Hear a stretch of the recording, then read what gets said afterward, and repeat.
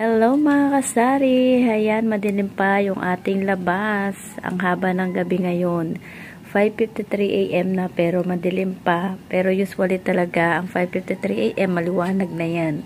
So tulog pa karamihan ng ating mga kapitbahay pero marami ng mga nagsipasok sa trabaho sa ating mga kapitbahay. Ayan, so nagising ako ng 5:15 AM, hindi na ako natulog ulit. Kasi nga iniisip ko yung mga gagawin natin. Ang sarap matulog, no? Lalo't malamig. Gusto ko pa sanang humiga ulit. Kaya lang naisip ko nga na magbubukas na ako ng medyo maaga-aga. Kasi usually ang pagbubukas ko lagi na ng tindahan natin is 6 AM na. So yun kasing kadalasan na nag-uumpisa ng magbilihan yung mga tao dito. Hindi na siya kagaya ng dati. 4:30 AM bukas na tayo ng tindahan. Mga 4:30 may mga nagbibilihan na. So ngayon, nag-i-start na silang magbilihan yung ating mga customer is 6 AM. So meron tayong mga pinamili kahapon. Ayan, hindi natin naayos at na-display. Ayan, so dapat yung mga bibilhin ko lang is yung mga wala talaga dito sa ating tindahan. Kagaya ng ating surf. Yung Surf Fabricon, so bumili na ako nito na bali 4 na tie. So sa isang tie kasi niyan is 6 pieces kasi may mga bumibili sa akin nung araw ng Kapaskuhan. Kaya lang wala tayong may benta. Tapos bumili tayo ng Champion na bareta, isang haba lang ng bar natin.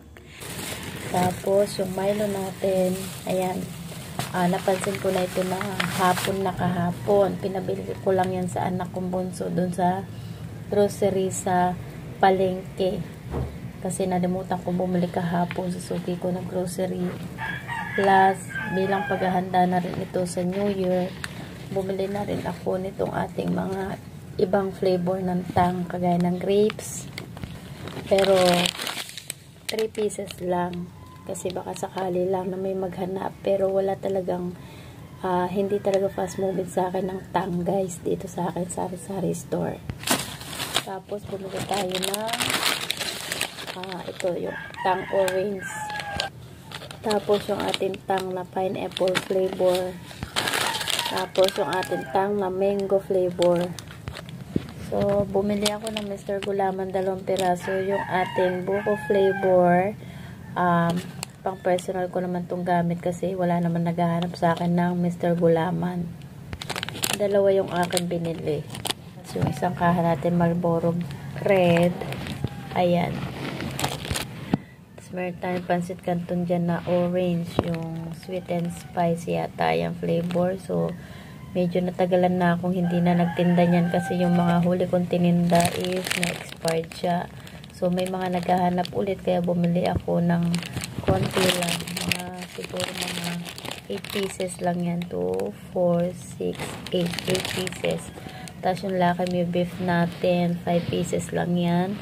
Plus yung ating Zone Rocks na red at saka blue. Plus, bumili ako rito ng jacket natin na coco. Tsaka yung ating cheese ring na rin. Ayan, bumili na ako. Ayan, matagal din ako hindi nagtinda ng cheese ring. Tsaka pillows, yellow. Ayan. 6 pieces lang yata yung binili kong pillows na yellow. So, yun lang aking mga pinamili guys. Tapos, bumili tayo ng acetone nga pala, 10 pieces. So, yung 5 pieces, binayaran ko lang si Mudra kasi may hiram ako sa kanya ng 5 pieces.